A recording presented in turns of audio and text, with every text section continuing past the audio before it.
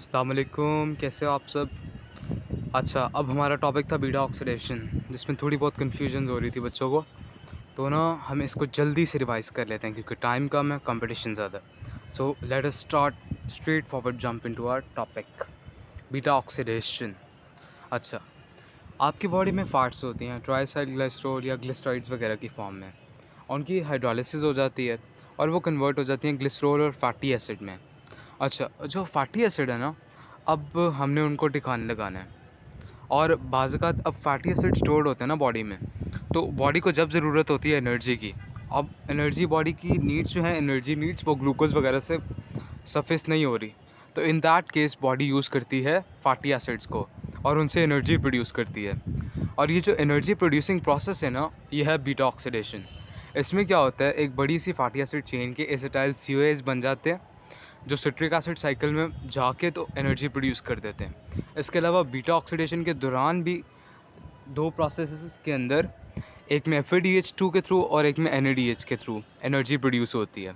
तो कुल मिला के आपके पास ATPs आ जाते हैं, जिससे आपकी बॉडी को एनर्जी मिलती है। ओके, सो होता क्या है, स्कीम क्या है, सबसे पहले आपने फैटी एसिड्स को एक्टिवेट कराना है ताकि वो एसिटाइल CoA के मॉलिक्यूल्स बना सकें बाद में। अच्छा, सबसे पहले जब आपने उनको एक्टिवेट करवाना है, वो कैसे करवाना है, फैटी एसिड को आपने कन्वर्ट कर देना है फैटी एसाइल CoA। एसाइल इसलिए कहते हैं, जो चेन है ना, आर चेन है, उसको हम एसाइल कहते हैं, ठीक है। और अगर आर चेन में सिर्फ 2 कार्बन हो ना, तो उसको हम एसिटाइल कहते हैं। 2 कार्बन फैटी एसिड को हम एसिटाइल कहते हैं एंड मोर देन 2 जनरली हम उसको एसाइल कह देते हैं। सो आपने उसको फैटी एसाइल CoA में कन्वर्ट करना है, किसके अंदर, साइटोसोल के अंदर, ठीक है। अच्छा, उसमें आपने जब कन्वर्ट करना है तो कैसे करना है उसको, आपने यूज़ करना है ATP, ठीक है। ATP क्या करेगा, जो फ्री कोएंजाइम A है ना, उसको रिएक्ट करवा देगा फैटी एसिड के साथ। उससे क्या होगा, आपके पास आ जाएगा फैटी एसाइल CoA और during the process ATP convert हो जाएगा सबसे पहले AMP के अंदर। और AMP के जो AMP है, अब उसके अंदर सिर्फ एक फॉस्फोरस रह गई है और ATP के 2 फॉस्फोरस निकल गए हैं। जो 2 फॉस्फोरस निकले हैं ना, वो निकलेंगे पायरोफॉस्फेट की फॉर्म में, यानी आपस में वो कंबाइंड होंगे। फिर उनका क्या बनेगा, थ्रू इनऑर्गेनिक फॉस्फेटेज वो कन्वर्ट हो जाएंगे 2 इंडिविजुअल फॉस्फेट मॉलिक्यूल्स के अंदर। ये जो प्रोसेस होगा ना, ये हेल्प करता है आपके एसाइलेशन रिएक्शन को ड्राइव करने के अंदर। अब एसाइलेशन रिएक्शन कौन सा है, बेसिकली वो जो एसाइल ग्रुप जाके फ्री कोएंजाइम के साथ अटैच हो रहा है ना, उसको हम एसाइलेशन कहते हैं, ठीक है। तो आपका जो PPI होता है ना, वो जब PI में कन्वर्ट होता है थ्रू इनऑर्गेनिक पायरोफॉस्फेटेज, सो वो आपके रिएक्शन को आगे बढ़ने में मदद देता है और आपके पास आ जाता है फैटी एसाइल CoA, सिंपल। अब आपने कोएंजाइम A की एडिशन से फैटी एसिड को एक्टिवेट करा दिया, हो गया एक्टिवेट। अब आप जनरल स्कीम देख लो, ठीक है। अब एक्टिवेशन हो गई इसकी, फॉर एग्जांपल अब आपके पास आ गया एसिटाइल CoA, ज़रा राइट पे देखो। अच्छा, इसको मैं जूम कर लेता हूँ। एसिटाइल CoA आ गया, ये एंटर होता है सिट्रिक एसिड साइकिल में और प्रोड्यूस करता है एनर्जी, सिंपल प्रोसेस। अब हमने इसकी जनरल स्कीम को डिस्कस कर लेते हैं एक दफ़ा। अच्छा, उससे पहले ना एक दफ़ा देख लेते हैं कि अब साइटोसोल में तो वो पड़ा हुआ है आपके पास फैटी एसाइल CoA, उसका कोई फ़ायदा नहीं है, ठीक है। उसको अब हमने एंटर करवाना है माइटोकॉन्ड्रियल मैट्रिक्स के अंदर, जहाँ पे एक्चुअली बीटा ऑक्सीडेशन की रिएक्शन होने हैं। जब तक बाहर पड़ा रहेगा तो उसका कोई फ़ायदा नहीं। अच्छा, अब हमने उसको एक्टिवेट तो करा लिया था। एक्टिवेशन के बाद ये जो एसाइल CoA है ना, ये आउटर माइटोकॉन्ड्रियल मेम्ब्रेन के थ्रू अंदर घुस जाता है, सिंपली विदाउट एनी फैसिलिटेशन, ठीक है। और अंदर घुसाने वाली कौन सी प्रोटीन है इससे, कार्निटीन एसाइल ट्रांसफरेज 1, ये पहली कैरियर प्रोटीन है, ठीक है। इस तरह की एक और भी होती है। ये क्या करवाती है, अब एसाइल CoA जो अंदर एंटर हुआ है ना, ये उसके साथ कार्निटीन को कंबाइन करवा देती है एसाइल ग्रुप को, ठीक है। कोएंजाइम ये निकल जाता है और एसाइल का बॉन्ड बन जाता है कार्निटीन के साथ, ये कन्वर्ट हो जाता है एसाइल कार्निटीन में।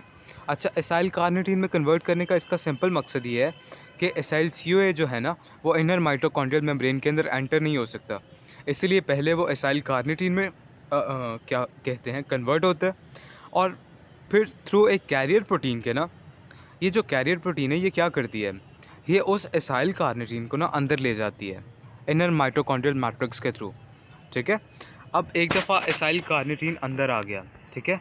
अब जाहिर है उसने प्रोसेस करना है एसाइल CoA की फॉर्म में, तो अब सबसे पहले तो उसको कन्वर्ट करना पड़ेगा एसाइल CoA के अंदर। उसके अंदर हम कौन सी कैरियर प्रोटीन इस्तेमाल करते हैं? Acyl transferase 2। अच्छा, ये कैरियर प्रोटीन क्या करती है? अब जाहिर है एसाइल कार्निटीन है, ठीक है, और माइटोकॉन्ड्रियल मैट्रिक्स के अंदर आपके पास कोएंजाइम में पड़ा होता है ऑलरेडी। तो ये क्या करवाती है, जो एसाइल ग्रुप है ना, उसको दोबारा से अटैच करवा देती है कोएंजाइम ए के साथ, और आपका कार्निटीन निकल जाता है। यानी जो आपकी कार्निटीन एसाइल ट्रांसफरेज 1 प्रोटीन थी ना, उसका ऑपोजिट फंक्शन होता है कार्निटीन एसाइल ट्रांसफरेज 2 का। पहली प्रोटीन के अंदर एसाइल CoA से बन रहा था एसाइल कार्निटीन, जबकि यहाँ एसाइल कार्निटीन से रिकन्वर्जन हो रही है एसाइल CoA के अंदर। और जो कार्निटीन है वो उसी प्रोटीन के थ्रू जिससे एसाइल कार्निटीन अंदर आ रही थी बाहर निकल जाती है। अच्छा, कार्निटीन बाहर जा रही है, एसाइल कार्निटीन अंदर आ रही है। इस वजह से हम इस जो प्रोटीन सिस्टम है ना, इसको शटल कह देते हैं, क्योंकि एट द सेम टाइम ये सब्सटेंसेस को बाहर लेके जा रहा है।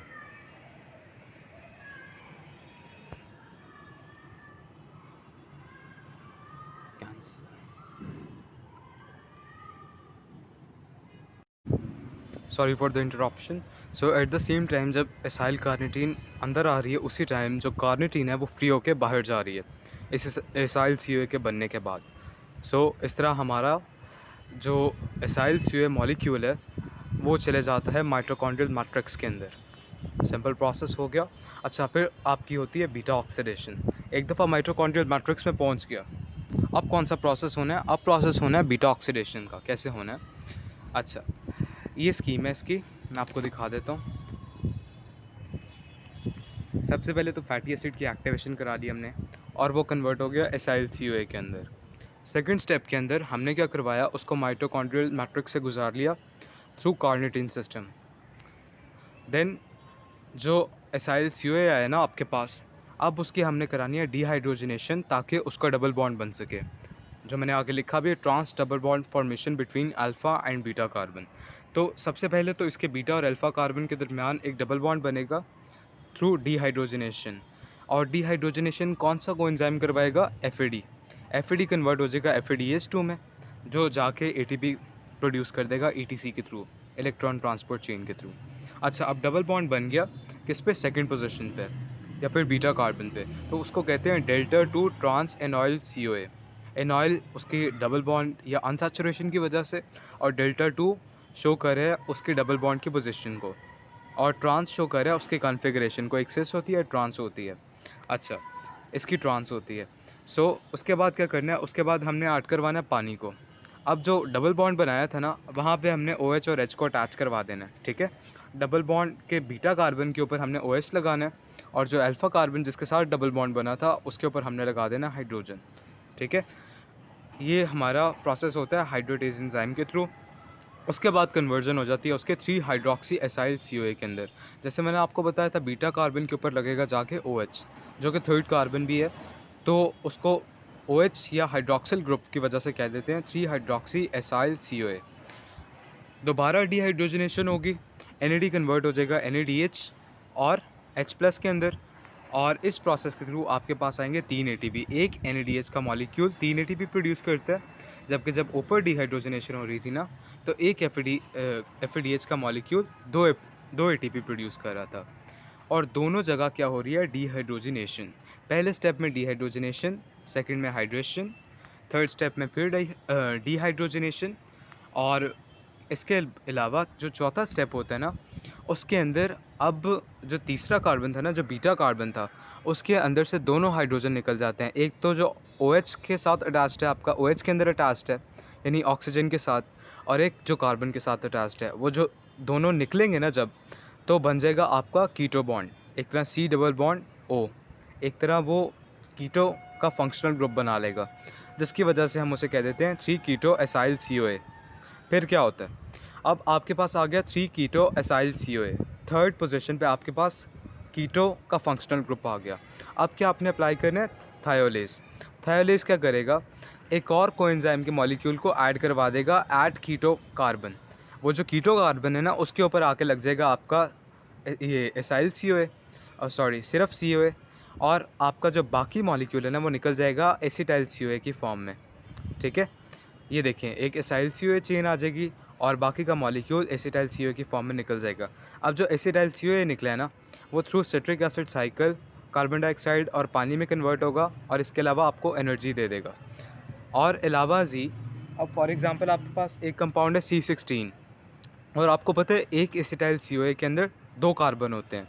सो एट अ टाइम 2 कार्बन निकलते हैं आपके ओवरऑल उसके अंदर से क्या कहते हैं, एसाइल CoA के मॉलिक्यूल से। अच्छा, अगर C16 कंपाउंड है, वो कन्वर्ट हुआ 14 में, 14 के बाद वो गया 12 में, 12 के बाद 10 में, 10 के बाद 8 में, 8 के बाद 6 में और 6 के बाद 4 में, और 4 के बाद उसके वो गया 2 के अंदर, और 2 के बाद आपको पता साइकिल नहीं चल सकता बिकॉज ऑलरेडी आपके पास 2 एसिटाइल CoA के मॉलिक्यूल्स आ गए हैं। अब सब मिला कुल मिला के टोटल इसके 7 साइकिल बनते हैं, और 7 साइकिल के थ्रू आपके पास कितने ATP आए हैं? 8। 16 कार्बन्स थे और उनके 8 एसिटाइल CoA बन गए। ठीक है, सॉरी ATP कहा था, एसिटाइल CoA बनते हैं, तो 8 एसिटाइल CoA बन गए। अलावा जी आपके कितने प्रोसेसेस, कितने साइकिल्स के थ्रू गुजरना पड़ा उसे? 7 साइकिल्स के through.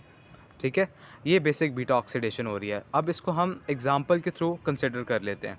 Example with a little explanation. अच्छा, होता क्या कि सबसे पहले उसकी डिहाइड्रोजनेशन होगी विया एसाइल CoA डिहाइड्रोजनेज। मैंने आपको बताया था सबसे पहले डिहाइड्रोजनेशन यानी डबल बॉन्ड फॉर्मेशन होती है। वो कैसे होती है?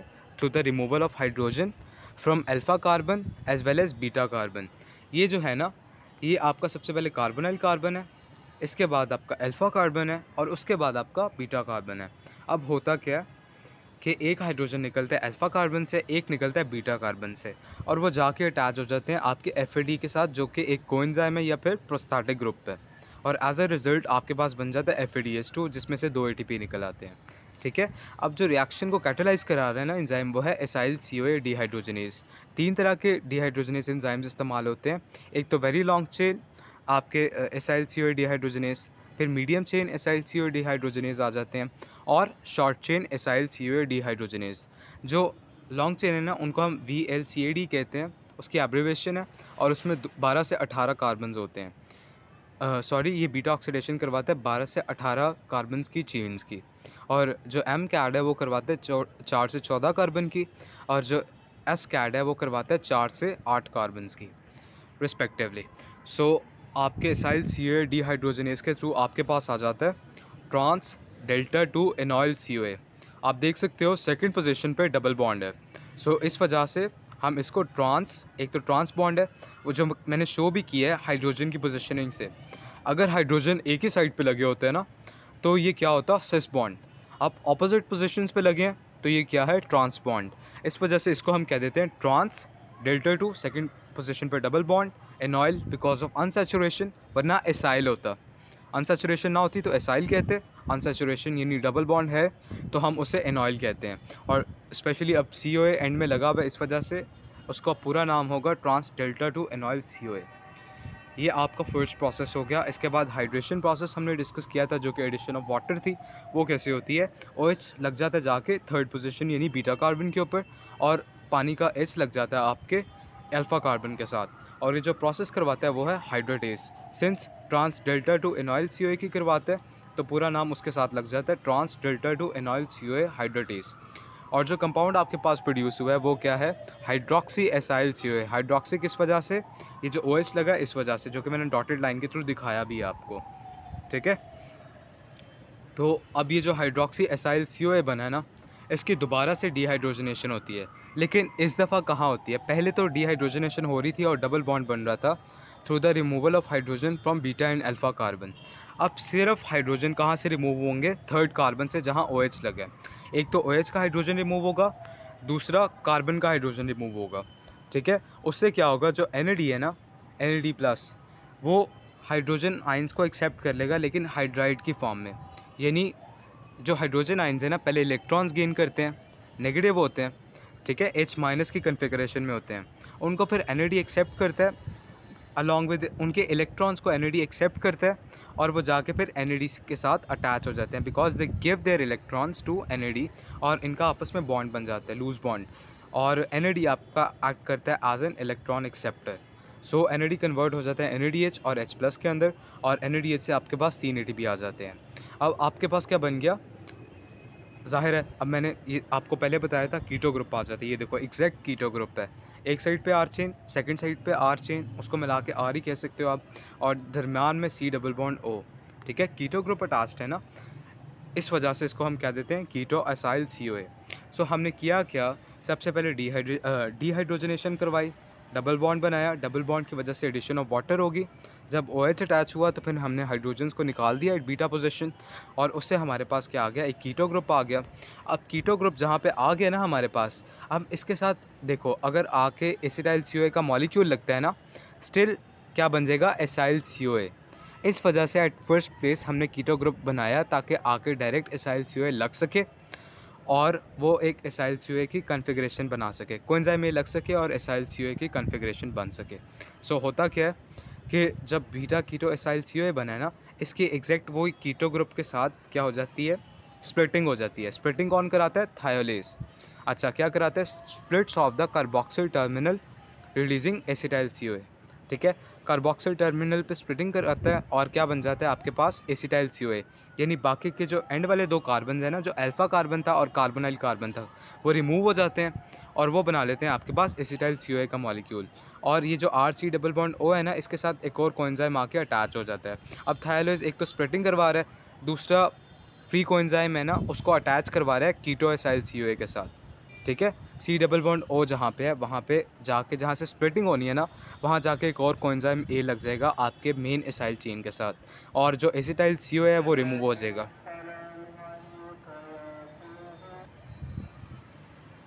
अच्छा, अब हमने जो मॉलिक्यूल है एसिटाइल COA का, उसको सेपरेट कर दिया, एसाइल COA चेन हमारे पास आ गई, लेकिन 2 कार्बन लेस, क्योंकि 2 कार्बन निकल गए हैं एसिटाइल COA के साथ। कार्बोनाइल कार्बन और आपका अल्फा कार्बन, वो दोनों कंबाइन होकर निकल गए। अच्छा, अब आपके पास आ जाता है 14 कार्बन कंपाउंड, क्योंकि हम कंसिडर कर रहे थे 16 कार्बन पाल्मिटॉइल COA को। वो जो 14 कार्बन कंपाउंड है ना, उसको कहते हैं मिरिस्ट्रॉयल COA। ठीक है, अब ये मज़ीद राउंड्स ऑफ बीटा ऑक्सीडेशन से गो थ्रू करेगा, जैसे पहला प्रोसेस हुआ था ना, उसी तरह अब इसकी मज़ीद बीटा ऑक्सीडेशन हो सकती है। क्यों, एसाइल COA ग्रुप अभी भी अटैच्ड है। ठीक है, COA भी अटैच्ड है, C डबल बॉन्ड O भी अटैच्ड है। ये आर चेन को खोलोगे तो इसकी सारी बीटा ऑक्सीडेशन हो जाएगी, 14 से 12 में, 12 से 10 में, और रिस्पेक्टिवली 2 तक। ठीक है, 7 साइकिल्स हैं और 8 एसिटाइल COA के मॉलिक्यूल्स प्रोड्यूस हो जाएंगे। जो 12 वाला होगा ना कार्बन, 12 कार्बन वाला कंपाउंड को हम कहते हैं लॉरिऑयल COA। ठीक है, तो 12 कार्बन वाला लॉरिऑयल COA और 14 कार्बन वाला मिरिस्ट्रॉयल COA। ठीक है, अच्छा लेट्स प्रोसीड। अब इसकी एनर्जी कैलकुलेशन देख लेते हैं।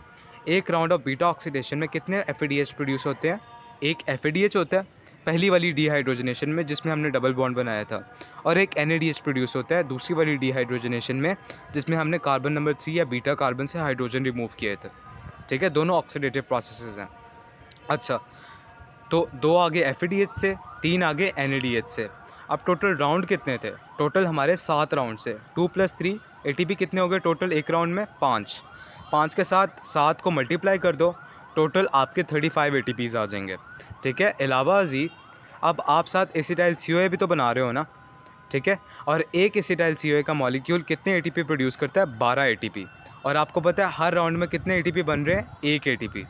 तो टोटल 7 राउंड है, 7 राउंड्स में आपके पास टोटल 8 बनेंगे, क्योंकि एंड में जो C2 रह जाएगा उसकी तो दोबारा बीटा ऑक्सीडेशन हो नहीं सकती, तो उसके दोनों एसिटाइल COA एंड प्रोसेस में आपके पास 2 एसिटाइल COA आएंगे। ठीक है, तो उस वजह से टोटल आपके हो जाएंगे कितने, 8। 16 कार्बन से 8 एसिटाइल COA, और हर एसिटाइल COA 12 ATP प्रोड्यूस करता है, तो टोटल आपके पास 96 ATP आ गए। 96 + 35 = टोटल 131 ATP। अच्छा, ये नेट ATP नहीं है, क्यों, क्योंकि एक ATP आपको याद होगा इस्तेमाल हो रहा था एक्टिवेशन प्रोसेस में, उसको माइनस कर दो तो आपके पास टोटल नेट ATP आ जाते हैं 130। अब ये जो 130 नेट ATP आया है ना, ये टोटल हमारे पास प्रोडक्ट आया है उसकी बीटा ऑक्सीडेशन का, और ये 130 ATP के थ्रू हमारे पास एनर्जी प्रोड्यूस होगी। ठीक है, ये हमारी सैचुरेटेड जो फैटी एसिड्स हैं उनकी बीटा ऑक्सीडेशन ख़त्म होगी। अब थोड़े से फ़र्क के साथ मोनोसैचुरेटेड की और पॉली अनसैचुरेटेड की करवा लेनी है हमने। आसान प्रोसेस है, समझ लोगे समझ आ जाएगा। ठीक है, अगर इस मेंटालिटी से पढ़ोगे कि नहीं समझ ही नहीं आना, नहीं समझ आएगा। बहुत आसान प्रोसेस है। देखो क्या होता है, अब एक C18 कंपाउंड ले लेते हैं, ऑलिऑयल COA, जिसके अंदर एक डबल बॉन्ड प्रेजेंट है, किस पोजीशन पे, 9th पोजीशन पे। अब मैंने कंपाउंड आपके सामने खोल के रख दिया, ठीक है, सारे कार्बन शो कर दिए हैं और गौर से देखोगे तो कार्बन 9-10 के दरमियान डबल बॉन्ड नज़र आ जाएगा, ठीक है। ये देखो, अब इस स्ट्रक्चर को अगर मैं थोड़ा सा टिल्ट करके लिख लूँ, देखो कार्बन वैसे के वैसे हैं, घबराना नहीं है, ठीक है। मैंने सिर्फ बॉन्ड टेढ़े कर दिए हैं, वो बॉन्ड टेढ़े करने की वजह से देखो जिगजैग हो गया काम, ठीक है। कार्बन उतने के उतने ही हैं, परेशान नहीं होना आप लोगों ने। ये देखो, और कार्बन नंबर 1 पे एज इट इज़ आपका एसिटाइल COA जैसे ऊपर अटैच था ना, उसी तरह नीचे अटैच्ड है, और कार्बन डबल बॉन्ड ऑक्सीजन भी मैंने शो कर दिया है, ठीक है।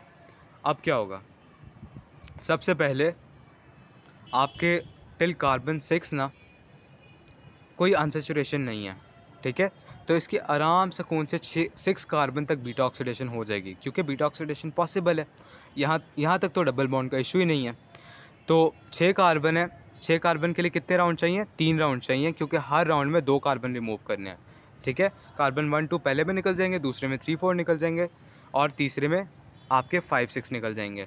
अब आपके 7 ऑनवर्ड्स कार्बन शो कर रहा हूँ मैं आपको।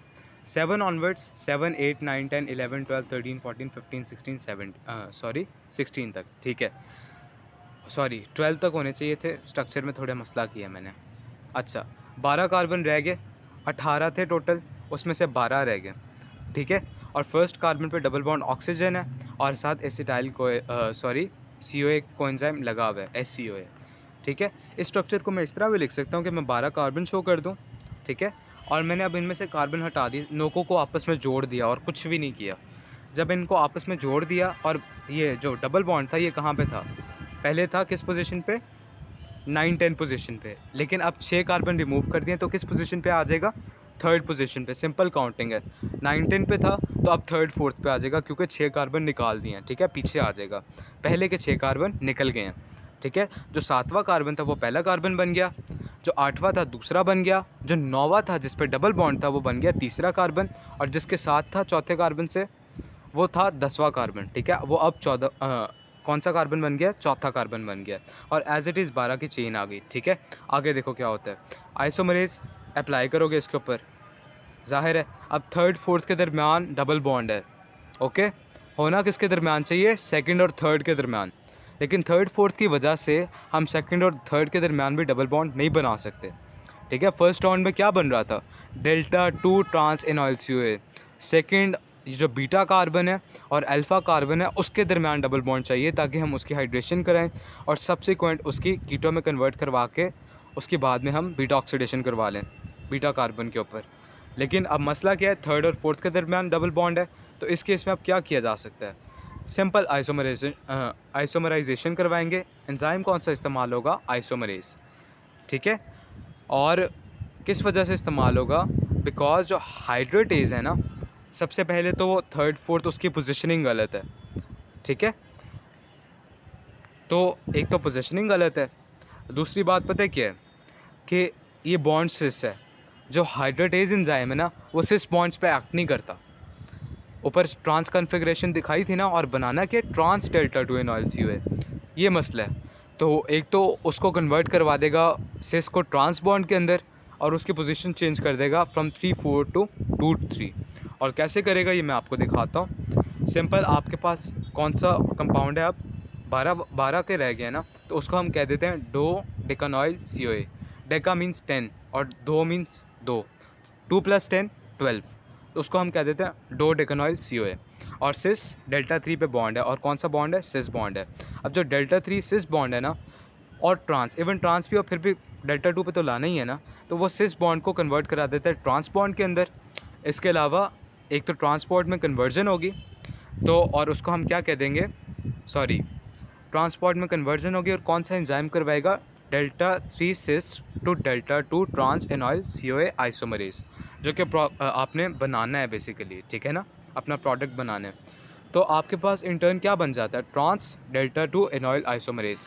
अब देखो Δ2 वही कंपाउंड आ गया एनाइल आइसोमरेज का, सॉरी आइसोमरेज हटा दो इसमें से, इसका नेम होना चाहिए ट्रांस Δ2 एनॉइल COA।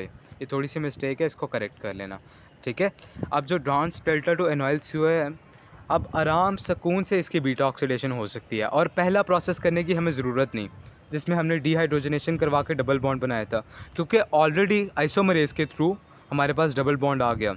जो आपका डीहाइड्रोजनेज एंजाइम था ना, वो रिप्लेस हो गया किस एंजाइम से?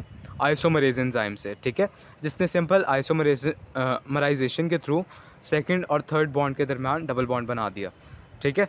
अब सिंपल उसके ऊपर हाइड्रोटेज एक्ट कर सकता है क्योंकि ट्रांस बॉन्ड है, ठीक है, और सेकंड पोजीशन पे डबल बॉन्ड अवेलेबल है।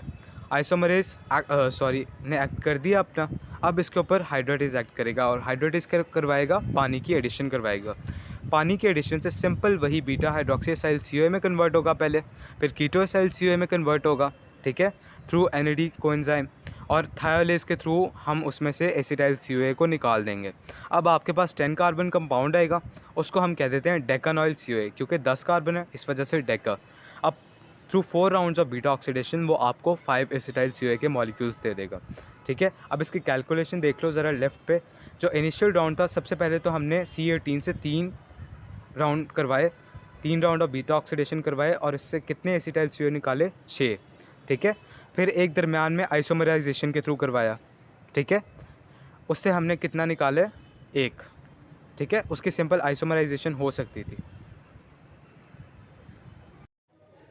और उसके बाद जब हमने उसको डेकानॉइल कंपाउंड के अंदर कन्वर्ट किया तो उसके बाद उसकी 4 राउंड्स हुए और आपके पास 5 एसिटाइल CoA के मॉलिक्यूल्स आ गए। सो इन टोटल आपके 8 राउंड्स हैं और 8 राउंड्स के थ्रू आपके कितने एसिटाइल CoA प्रोड्यूस हुए? 9, ठीक है, out of an 18 carbon oleate compound. Simple process था, सिर्फ एक प्रोसेस में हमने आइसोमरेज इस्तेमाल किया और डीहाइड्रोजनेज को इग्नोर किया, दैट्स इट। अच्छा, आगे आ जाए। अब पॉलीअनसैचुरेटेड कंपाउंड्स को देखना है हमने, इसमें क्या मसला होता है। अच्छा, फर्स्ट ऑफ ऑल इसमें 2 तरह के अब ऑक्सिलरी एंजाइम्स इस्तेमाल करेंगे। एक तो आइसोमरेज जैसे मोनोअनसैचुरेटेड में इस्तेमाल हुआ था, इसके अलावा एक और हम एंजाइम इस्तेमाल करते हैं जिसका नाम है रिडक्टेज, ठीक है। अब दोनों के फंक्शंस देख लेते हैं। एक का तो होता है to correct double bond first of all, ठीक है ना, थ्रू पोजीशन। जो पोजीशनिंग उसकी ठीक करेगा ना, वो करेगा रिडक्टेज, और जो उसकी कॉन्फ़िगरेशन ठीक करेगा ना, वो करेगा आइसोमरेज, ठीक है। वो कन्वर्ट कर देगा उसको सिस और ट्रांस में, सिस को ट्रांस के अंदर, और जो रिडक्टेज आपका एंजाइम है ना, वो उसकी पोजीशनिंग को ठीक करवाएगा डबल बॉन्ड की। अब देखते हैं कैसे करवाएगा। फर्स्ट ऑफ ऑल आप कोई एग्जांपल ले लो किसी कंपाउंड की, फॉर एग्जांपल लिनोलाइल CoA। अच्छा, लिनोलाइल जो CoA कंपाउंड है ना, उसमें एक डबल बॉन्ड है एट कार्बन 9 और एक डबल बॉन्ड है एट कार्बन 12, ठीक है। फर्स्ट ऑफ ऑल कार्बन 12 से लेके 18 तक 6 कार्बन है, उनकी स्ट्रेट फॉरवर्ड बीटा ऑक्सीडेशन करवा दो, ठीक है। अब आपके पास बच के 12 कार्बन, और जो हमने 6 कार्बन रिमूव करवाए कितने राउंड्स के थ्रू करवाए? 3 बीटा ऑक्सीडेशन राउंड्स के थ्रू, ठीक है। अच्छा, अब जो हम आइसोमरेज इस्तेमाल करेंगे ना, वो होगा एनाइल CoA आइसोमरेज, और जो रिडक्टेज इस्तेमाल करेंगे वो होगा 2,4 डाई एनॉइल CoA रिडक्टेज। अब आपके पास आ गया कार्बन 12 कंपाउंड। अब इसकी आइसोमराइजेशन होगी फर्स्ट ऑफ ऑल। कैसे? आपके पास जो कंपाउंड है ना, उसमें अब डेल्टा 3 पोजीशन पे डबल बॉन्ड है और एट डेल्टा 6 पोजीशन पे डबल बॉन्ड है। ये डेल्टा 3 वाला डबल बॉन्ड वैसे ही है जैसे मोनो अनसैचुरेटेड का था, ठीक है। अब जैसे मोनो अनसैचुरेटेड की आइसोमराइजेशन हुई थी ना, उसी तरह इसकी भी आइसोमराइजेशन होगी, और जो आपका बॉन्ड है ना, वो पहले तो सिस से ट्रांस पे कन्वर्ट होगा, अलावा जी उसकी पोजीशन हो जाएगी फ्रॉम 2 to 3। डेल्टा 3 सिस किस में आ जाएगा? डेल्टा 2 में, through trans enoyl isomerase. Reversible process है। आइसोमराइजेशन के जितने प्रोसेसेस हैं, ये माइंड में रखना है आपने कि रिवर्सिबल प्रोसेसेस हैं, ठीक है। अब आपके पास जो कंपाउंड आया ना, अच्छा, उसकी आपने करा देनी है simple beta oxidation. Second third पे डबल बॉन्ड है, उसकी बीटा ऑक्सीडेशन कराओगे, होगी बीटा ऑक्सीडेशन, ठीक है। अब आपके पास जो कंपाउंड है ना, वो है 10 कार्बन कंपाउंड। एंड में मैंने 11-12 काट दिए, उसका मकसद यही था कि शुरू से 2 कम हो गए, ये एंड से नहीं कम होंगे, शुरू से कम होंगे, वैसे शो करवाने के लिए मैंने 2 एंड से काट दिए, ठीक है। अच्छा, बाकी अब 12 में से बच गए आपके पास 10। अब ये जो 10 बच्चे हैं ना, जो बच्चे हैं, वो अब next round of beta oxidation के थ्रू गो थ्रू करेंगे, ठीक है। अब देखो, सिंपल स्टार्ट से सैचुरेटेड है, ठीक है, 6-7 पे जाके कहीं डबल बॉन्ड है, उससे पहले आराम सुकून से उसकी बीटा ऑक्सीडेशन हो सकती है। सो होगा क्या? उसकी बीटा ऑक्सीडेशन होगी फर्स्ट राउंड, ठीक है। बीटा ऑक्सीडेशन का पहला राउंड कौन सा होता है? डिहाइड्रोजनेशन, ठीक है। और डिहाइड्रोजनेशन के थ्रू क्या होगा, सेकंड और थर्ड के दरमियान डबल बॉन्ड बन जाएगा। अब देखो जो 6-7 वाला डबल बॉन्ड था ना, वो आ गया आपका 4-5 पे। क्यों भला? क्योंकि एंड से 2 बॉन्ड कम हो गए। जो 10-12 के दरमियान जब था ना, तो था 6-7 के दरमियान, और अब जो डबल बॉन्ड है ना वो आ गया आपका 4-5 के दरमियान, ठीक है, because of the removal of 2 carbons. वो 2 नंबर पीछे चला गया, सिंपल, ठीक है। जब वो 2 नंबर पीछे चला गया, अब डबल बॉन्ड है आपका 4 और 5 के दरमियान, सिंपल, ठीक है। और इसके अलावा जब first step of beta oxidation हो जाता है तो आपका डबल बॉन्ड आ जाता है सेकंड और थर्ड के दरमियान। अच्छा, अब देखो यहाँ पे थोड़ा ट्विस्ट है। यहाँ पे बजाय कि उसके ऊपर सेकंड और थर्ड के ऊपर हाइड्रेटेज एक्ट करे, अब आता है रिडक्टेज। अच्छा, रिडक्टेज वाहिद एंजाइम है जो बीटा ऑक्सीडेशन के प्रोसेस में रिडक्शन करवाता है। बाकी जो प्रोसेस है उसमें ऑक्सीडेशन हो रही है, चाहे वो हाइड्रेशन है, चाहे वो डिहाइड्रोजनेशन है, चाहे वो कीटो ग्रुप की फॉर्मेशन है, जहाँ भी जो भी प्रोसेस हो रहा है वहाँ ऑक्सीडेशन हो रही है। ये वाहिद प्रोसेस है जिसमें क्या हो रही है, आपकी रिडक्शन हो रही है। और रिडक्शन भी एक यूनिक कोएंजाइम करवाएगा, NADPH। जो NADPH है ना, एक यहाँ इस्तेमाल होता है और एक आपका फैटी एसिड सिंथेसिस में इस्तेमाल होता है, दैट्स इट, ठीक है। अब NADPH कन्वर्ट होगा NADP में, अपने हाइड्रोजन जो है ना वो किसको दे देगा, सॉरी, अब होना क्या है देखो ज़रा। अब आपका डबल बॉन्ड था सेकंड और थर्ड के दरमियान, और एक डबल बॉन्ड है 4 और 5 के दरमियान। ये क्या करेगा, जो रिडक्टेज एंजाइम है ना, ये 2 और 3 का बॉन्ड भी ख़त्म करवा देगा और 4 और 5 का बॉन्ड भी ख़त्म करवा देगा। एज अ रिज़ल्ट क्या होगा, डबल बॉन्ड शिफ्ट हो जाएगा 3 और 4 के दरमियान, यानी 4 और 5 का डबल बॉन्ड ख़त्म हुआ और सेकंड और थर्ड का डबल बॉन्ड ख़त्म हुआ। कैसे? 5th कार्बन पे जाके हाइड्रोजन लग गया और सेकंड कार्बन पे जाके हाइड्रोजन लग गया। एज अ रिजल्ट अब 3-4 की वैलेंसी सेटिस्फाइड नहीं है, ठीक है, इनमें एक हाइड्रोजन कम है। तो क्या होता है कि जो 3 और 4 है ना वो आपस में डबल बॉन्ड बना लेते हैं। आसान ज़ुबान में 2 और 3 का डबल बॉन्ड ख़त्म हुआ, 4 और 5 का ख़त्म हुआ, और क्या बन गया आपके पास 2-4, सॉरी, एंजाइम कौन सा था, 2,4 डायएनाइल रिडक्टेज। उसने क्या करवाया, कन्वर्जन करा दी trans delta 2 cis delta 4 compound की, किसके अंदर, ट्रांस डेल्टा 3 कंपाउंड के अंदर। क्या करवाई, ट्रांस डेल्टा 2 और सिस डेल्टा 4 कंपाउंड जो था ना उसकी कन्वर्जन करा दी उसने सिंपल ट्रांस डेल्टा 3 में। 2 डबल बॉन्ड ख़त्म किया, 4 और 5 और 2 और 3 का, और 3 और 4 के दरमियान एक सिंगल डबल बॉन्ड बना दिया। अब इसकी कंडीशन होगी आइसोमरेज एंजाइम वाली। अगेन दोबारा से क्या एक्ट करेगा, आइसोमरेज एंजाइम दोबारा से, किसके अंदर, पॉली अनसैचुरेटेड के अंदर, क्योंकि इसमें आपके पास दोबारा से 3-4 बॉन्ड फॉर्मेशन हो जाती है। अब जो 3-4 का बॉन्ड है, आपको पता है आइसोमरेज क्या करवाता है, जो डेल्टा 3 का बॉन्ड है उसको कन्वर्ट करवा देता है डेल्टा 2 या कार्बन 2 के बॉन्ड के अंदर। तो सिंपल कन्वर्जन होगी, जो ट्रांस डेल्टा 2 है ना वो कन्वर्ट हो जाएगा जो ट्रांस डेल्टा 3 है वो कन्वर्ट हो जाएगा ट्रांस डेल्टा 2 के अंदर, ठीक है। ये मेरा ख्याल है सिस डेल्टा 3 है, चेक कर लेना, ठीक है। जो सिस डेल्टा 3 है, ट्रांस डेल्टा 3 है ना, वो सिंपली कन्वर्ट हो जाएगा ट्रांस डेल्टा 2 के अंदर, और आपका जो कंपाउंड बन गया अब उसकी आराम से कौन से बीटा ऑक्सीडेशन हो सकती है। चूँकि 10 कार्बन है तो 4 राउंड्स होंगे और 5 एसिटाइल CoA के मॉलिक्यूल्स आ जाएंगे आपके पास, और आपका बीटा ऑक्सीडेशन का प्रोसेस यहाँ पे ख़त्म हो गया। कुछ मुश्किल नहीं था, सिंपली आपने ये इस चीज़ का ख्याल रखना है कि जो पॉली अनसैचुरेटेड कंपाउंड्स है ना उसमें एक दफ़ा पहले आइसोमराइजेशन होती है, फिर उसका रिडक्टेज एक्ट करता है, और उसके बाद दोबारा से उसकी आइसोमराइजेशन हो सकती है। पहली आइसोमराइजेशन के अंदर क्या होता है, जो 3-4 बॉन्ड है सिंपली 2-3 में कन्वर्ट होता है, और उसके बाद क्या होता है, अब आपका जब बॉन्ड आ जाता है ना एक 2-3 पे और एक आ जाता है आपका 4-5 पे, वो दोनों बॉन्ड ख़त्म होते हैं और एक बॉन्ड बन जाता है 3-4 के दरमियान बाय द रिडक्टेज एंजाइम। अब दोबारा से 3-4 कॉन्फ़िगरेशन पे आपका डबल बॉन्ड आ गया, उसकी फिर हम दोबारा से कन्वर्जन करा देते हैं थ्रू आइसोमरेज 2 और 3 बॉन्ड के अंदर। इस तरह आपके एंड में जो आ जाता है आपका कंपाउंड, उसके आराम से कौन से बीटा ऑक्सीडेशन हो जाती है और थ्रू 4 साइकिल्स होती है, और आपके पास 5 एसिटाइल CoA आ जाते हैं। 18 कार्बन थे, पहले 3 राउंड्स हुए, सबसे पहले C18 था ना जब, तो जब C12 में कन्वर्ट हुआ 3 राउंड्स तो वहाँ निकल गए, ठीक है।